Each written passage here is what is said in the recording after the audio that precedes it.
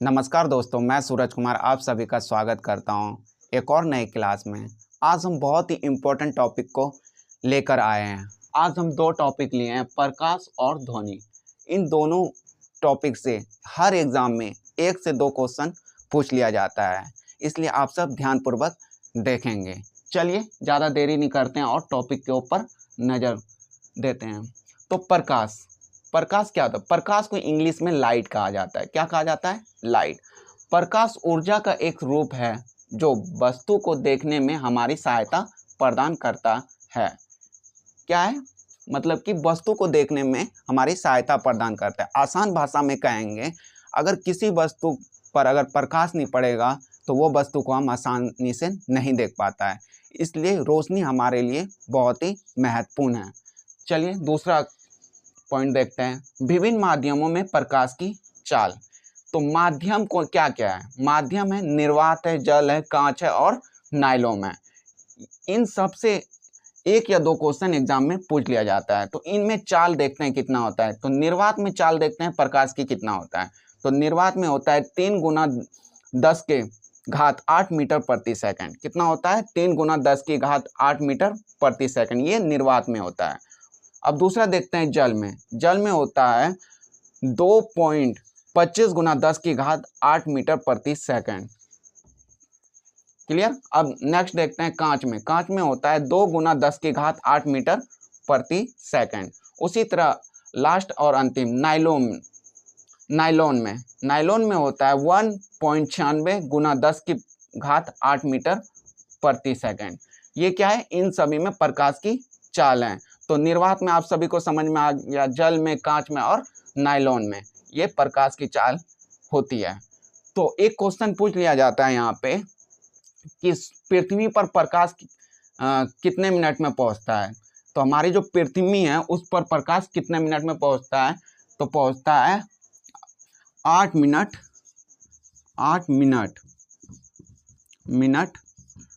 22 second में। 22 second में प्रकाश की चाल पहुंचता है। क्लियर? ये एग्जाम में पूछ लिया जाता है कि पृथ्वी पर प्रकाश की चाल कितने मिनट में पहुंचता है। तो 8 मिनट 22 सेकंड में पहुंचता है। तो ये टॉपिक क्लियर हो गया दोस्तों। अब नेक्स्ट आते हैं दूसरा टॉपिक, ध्वनि। ध्वनि को इंग्लिश में कहा जाता है साउंड। क्या कहा जाता है? साउंड। ध्वनि क्या होता है? ध्वनि एक प्रकार का कंपन है जो किसी ठोस, द्रव या गैस से होकर संचारित होता है। तो ध्वनि आप देखे होंगे कि कहीं अगर साउंड बजता है या डीजे बजता है तो आपके बॉडी या शरीर में क्या होने लगता है? कंपन होने लगता है। क्या? ये ध्वनि से होता है। और ठोस, द्रव और गैस को हम आसान भाषा में समझते हैं। क्या होता है? तो ठोस होता है लकड़ी। ये क्या है? ठोस है। और लकड़ी हो जाता है, लोहा हो जाता है और पत्थर, ये सब क्या है? ठोस पदार्थ है। उसी तरह द्रव क्या होता है? ये द्रव होता है लिक्विड। इंग्लिश में कहेंगे लिक्विड। द्रव में आ जाता है पानी, आ जाता है दूध, दूध आ जाता है। ये सब क्या है? द्रव्य पदार्थ है। और उसी तरह गैस में क्या आ जाता है? गैस आ जाता है, हाइड्रोजन आ जाता है, ऑक्सीजन आ जाता है और नाइट्रोजन आ जाता है। ये सब क्या है? गैस है। तो आप सभी को ठोस, द्रव और गैस के बारे में आसान भाषा में समझ में आ गया होगा। अब दूसरा इसमें आता है विभिन्न माध्यमों में ध्वनि की चाल कितना होता है। तो अब ध्वनि की चाल देखेंगे। तो माध्यम क्या क्या है? वायु है, हाइड्रोजन है, जल है, समुद्र जल है, पारा है, कांच है और लोहा है। तो इन सब में से 2 या 3 क्वेश्चन हर एग्जाम में आपको देखने को मिलेंगे। तो चलिए देखते हैं इनकी चाल कितनी होती है। तो वायु में देखते हैं ध्वनि की चाल। तो वायु में होता है 332 मीटर प्रति सेकंड। कितना होता है? 332 मीटर प्रति सेकंड वायु में। उसी तरह हाइड्रोजन में होता है 1269 मीटर प्रति सेकंड। जल में कितना होता है? 1483 मीटर प्रति सेकंड। समुद्र जल में कितना होता है? 1533 मीटर प्रति सेकंड। उसी तरह पारा में 1450 मीटर प्रति सेकंड, कांच में 5640 मीटर प्रति सेकंड और लोहा में 5130 मीटर प्रति सेकंड। सबसे ज़्यादा किस में होता है? तो देखने को मिलता है कांच में। कितना?